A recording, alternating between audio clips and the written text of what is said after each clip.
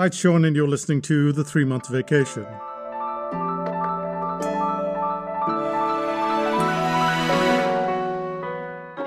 My friend Deepak and I were at a college festival when a pretty girl walked by. Deepak was extremely shy, and it was clear that the girl had caught his attention.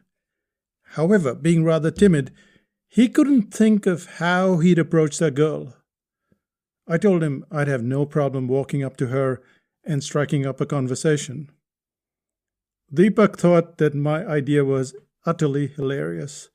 He knew that I'd spent the entire year, that's the whole first year in college, talking to no girls at all, and that I was as shy as he was. "There's no way you can speak to her," he said to me.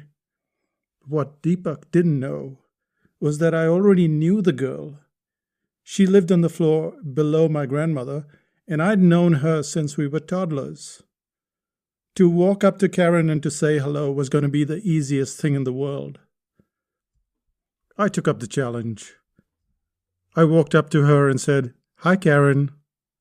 She turned round, gave me a big smile, and then we chatted for quite a while. Deepak, standing quite a distance away, couldn't figure out what I'd said that would cause a pretty girl to be so chatty in seconds. He desperately wanted to know what line I had used to create such an impact. He was convinced that my power lay in what I'd said in that first line. Of course, I'd pulled a fast one on my friend, but he was right in his assumption that first lines matter. Whether you're making a presentation, a Zoom call, or just writing an article, you can instantly get your reader to smile with a single line, or at least get curious. As you'd expect, you're about to find out how to create a first line, and to do so in a manner that's incredibly doable.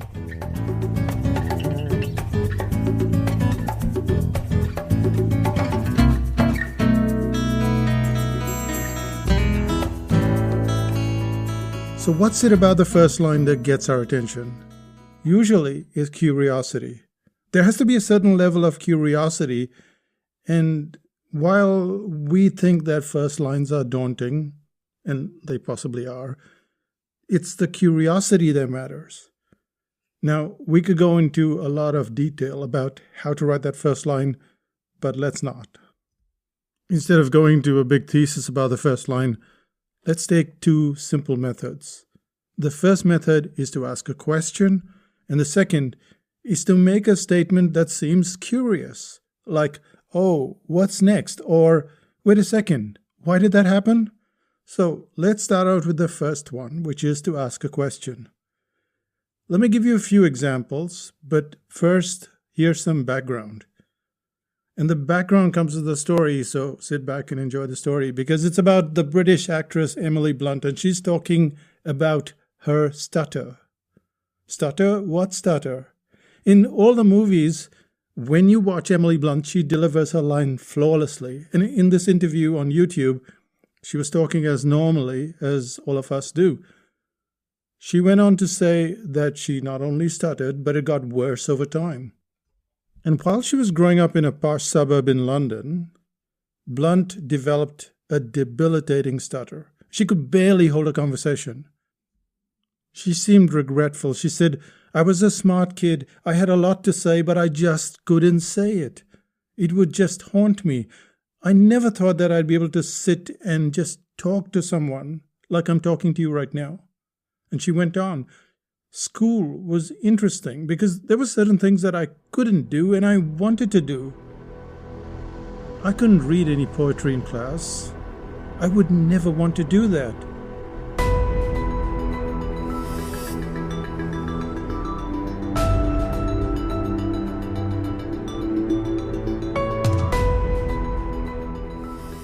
I would hate it if the teacher called on me to answer something. I don't know what it's like for you. I think that when stutterers are put on the spot, that's hard. I didn't love calling my friends. I could never say my own name if someone said, "What's your name?" When you can't say a word, you can substitute another word so that you have flow, but when someone asks you what's your name, you can't substitute your name. So I realized quickly as a kid, Any pressurized situations were quite hard for me. But what caused her to get rid of the stutter?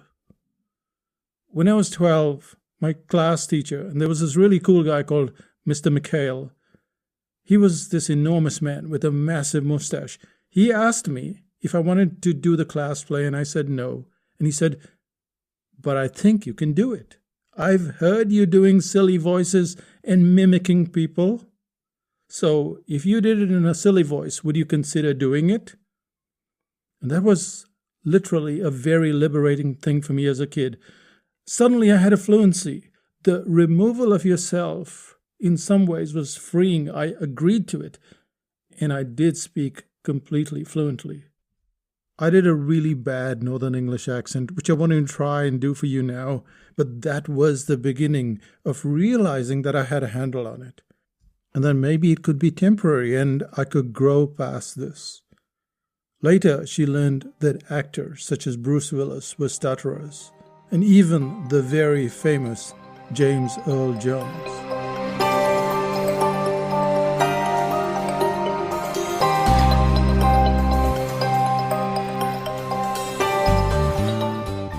So that was the story, and usually when you have a story, you can't tend to start with once upon a time. You have to get some line from the story. And notice what we said right at the start of this podcast. It was that there were two ways to go about it.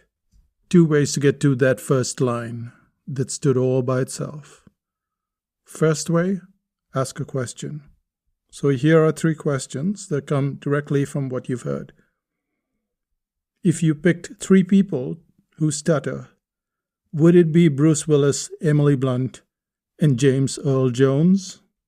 See, we just asked the question. We took some facts from the article, asked the question. Here's another one. Do you think you could become a famous actress if you couldn't even say your name without stuttering? And here's the third one. How does a teacher who knows nothing about stuttering help you to overcome the problem? You see what's happening here? You'll have a story, an interesting story, but you have to pick one line from it, and you have to separate that line and keep it right at the top. And this is the way you do it. Most of the times, you can just use a question. But at other times, and just for variety, you can also use a statement, but the statement needs to be curious.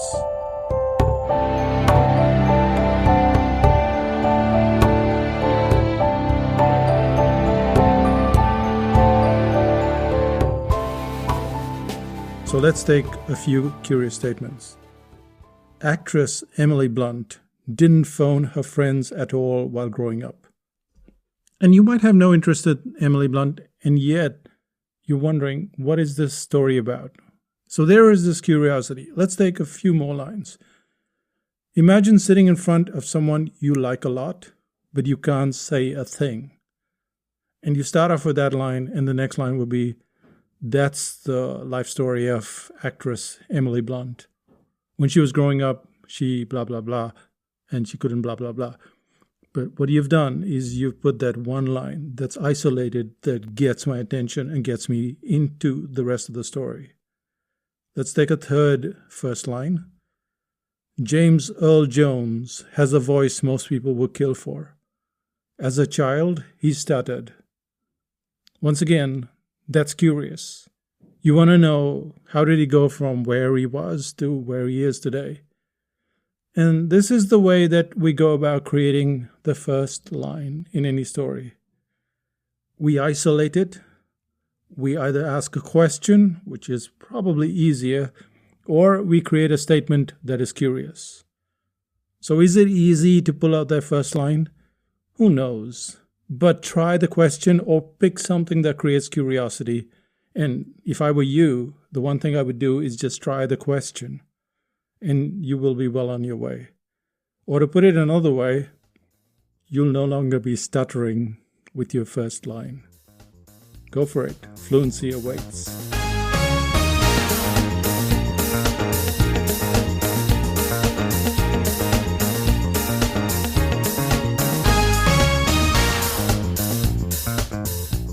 And that brings us to the end of this podcast. Yes, it's another short one, but It's the first podcast that I've recorded since we got back from India.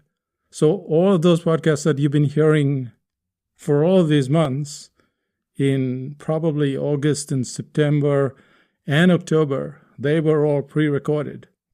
And that's because we were away in India on holiday, and now we're back. And you probably are wondering, where are the India stories? So I'll dig up some stories. I'll talk about our trip to South India, which is Kerala. And yeah, that's what we'll do in the next episode.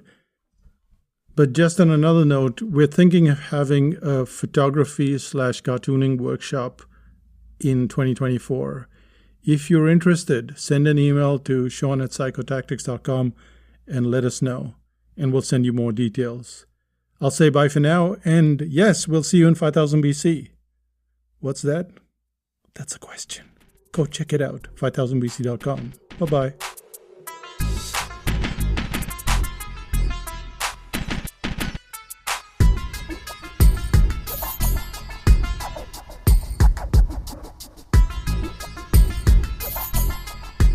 Still listening?